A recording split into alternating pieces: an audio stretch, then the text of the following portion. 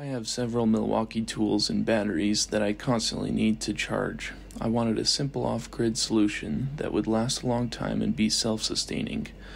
So, I went with this Bluetti AC30 power station that I will hook up to a 100-watt solar panel on the roof of my enclosed trailer. I wanted to quickly show you that it does indeed power a Milwaukee 12 and 18 volt charger. I've used it twice now, and it has successfully charged my Milwaukee batteries to 100% without a problem. I just posted a review video of this power station if you want to check that out. I'll post a link below. The Bluetti AC30 has a lithium iron phosphate battery that claims the ability to cycle through 3,500 times or more, which means it will last a very long time. It's very portable and high quality. It only costs me $199.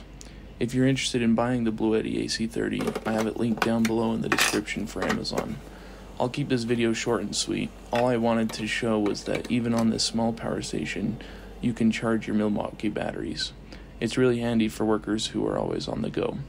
Please remember to hit that like button and consider subscribing. Thanks for watching and have a good one.